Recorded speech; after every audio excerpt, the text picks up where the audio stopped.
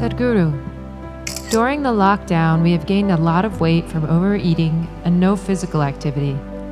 Can you offer us some simple weight loss tips, please? I was in Chennai a few years ago and I was talking to some of the business community in Chennai. They were not particularly obese or something, but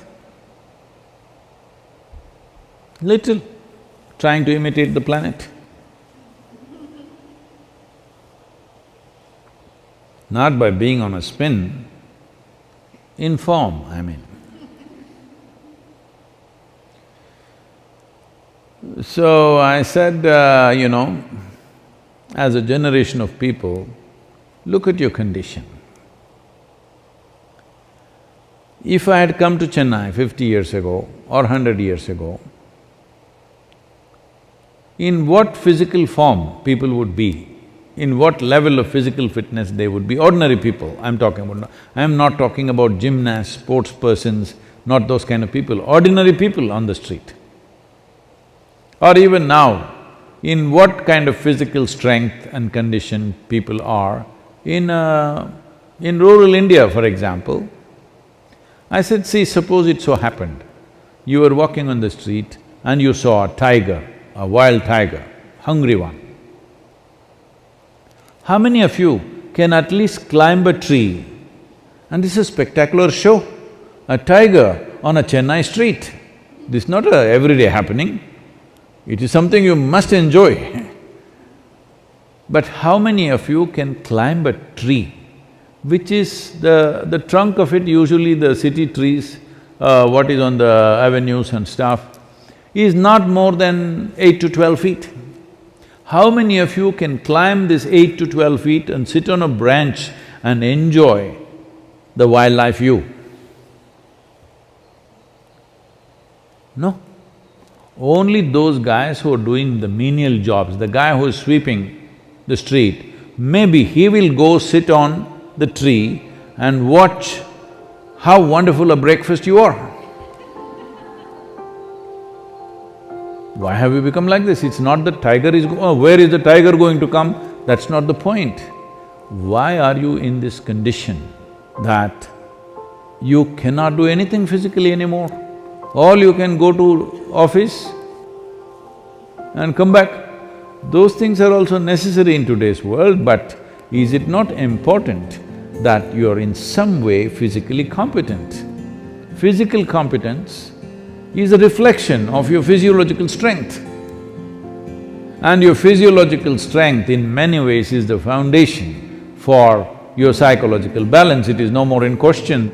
Your physiological strength is the foundation for your psychological balance in many, many ways. We've always been saying this, the yogic sciences, but people have been laughing at it because everything is keyhole. People say brain is a separate study. That's why yesterday I confessed with all the neuro experts, see, I don't have a brain. At least most of the time it's not working. I keep it off. There is enough from the tips of my hair to my toes. There is enough cells with enough memory and intelligence, they will do my life. I have disciplined them nicely. They will do my life the way I want. Because a large part of day-to-day work and day-to-day functioning is just a repeat work. All you need is a clerk. You don't need a super brilliant person to do all these things. So I've trained them and they do their work. I don't have to think how to eat, how to sit, how to stand, how to breathe, nonsense. It just happens by itself because a very stable and effervescent physiological condition is very, very important to have a certain level of psychological freedom. Otherwise, every little thing you do, you have to think. Once you think, inevitably you're confused about every damn thing that you do. Now, you're talking about because of virus you ate too much. This is not because of virus you're eating too much. This is a kind of a compensatory activity that, you will see this in the cinema theaters and everything. If you have nothing to do, never before in the history of humanity was food simply available like this all the time. It's a wrong thing that everywhere you walk there is food. It should not be. I see some of the corporations in America are organizing like this. Food and toilet should always be within whatever 50 feet or 100 feet, something they've fixed, 50 feet I think. Within 50 feet of wherever you are, there must always be food, and that food is usually 1 month old, of course, and there is a toilet. No, I think food and toilet both must be far away. Then you will keep your physiology in a conscious condition. Everywhere there is toilet, it's not good because body has certain resilience. You wanting to run to the toilet is not just physiological, sometimes it may be when the body, at some time it is disturbed, at that time it may be. Otherwise, in normal conditions, it is more a psychological condition than a physiological condition. That all the time you want to message, not because you have something very significant to say, it is simply because it's a release. Similarly, going to the toilet is a release, sexuality is a release, wherever, whenever, whatever, all the time the same things, because you are building up nonsense within yourself all the time, you need a release, all the time release. These things are being openly talked about as part of psychiatry, that you must find release. Why are you pent up? I think in one of the interviews, some journalist was asking me, Sadhguru, what do you do to unwind yourself? I said, what? Why will I wind myself up, first of all?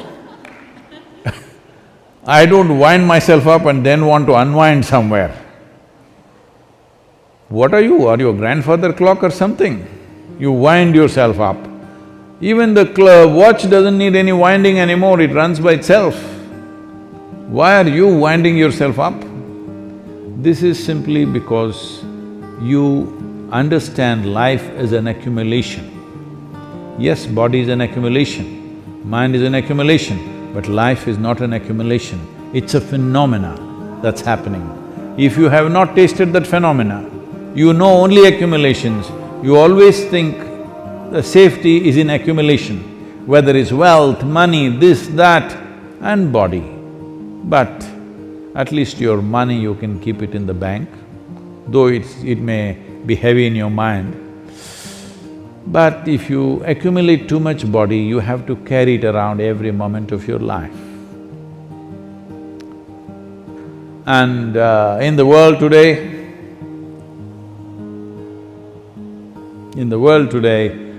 30% of the population is malnourished, and around the same percentage of people are obese, overweight. See, you can fix it. The world's problems of malnourishment, you can fix it. So, this practice is there in the Isha Yoga Center. Whenever cause comes up, when Isha Vidya, educating rural children, raising funds for it became a problem, then many people in the yoga center took this up. On Wednesday evenings, I won't have dinner and let that money go to the children. I think you must find 7 causes like this. I can give you 7. Monday for Rally for Rivers, Tuesday for Kaveri Calling, Wednesday for Isha Vidya, Thursday is called Guruvar, this is for your Sadhguru. Friday for Devi, because that's her day. Saturday, you have your dinner, I'm reducing one day. Sunday, for Janalinga. Like this, you find 7 or at least 6 causes where 6 dinners you give away. Morning you eat, all right? 10 o'clock in the morning you eat well, and again eat 10 o'clock tomorrow morning.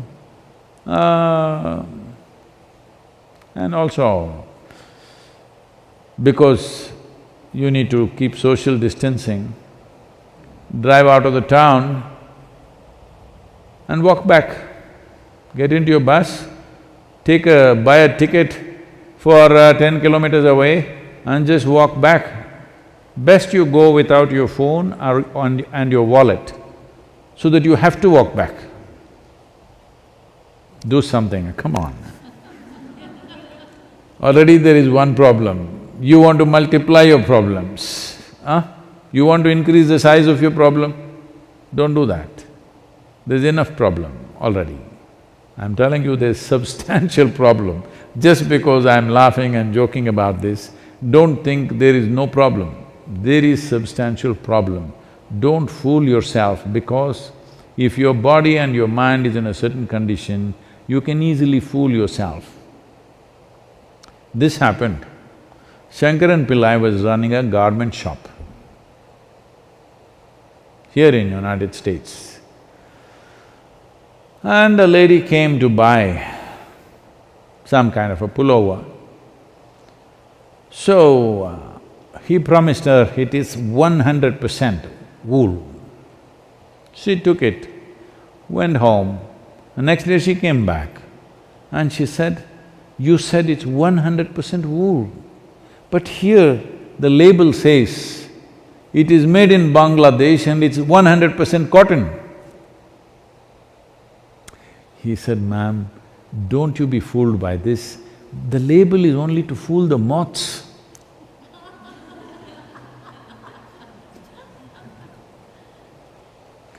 Like this, there are so many labels all over the world, don't go by that.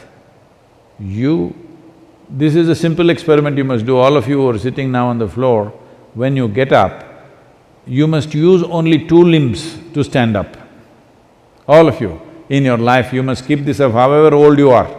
This is a simple test for you. You sit down cross-legged, and when you want to stand up, you use only 2 limbs. That means you don't do 4-wheel drive. Just get up with your legs. This much fitness at least you must manage. If you can't climb a tree, there are not enough tigers to, for them to roam in your city.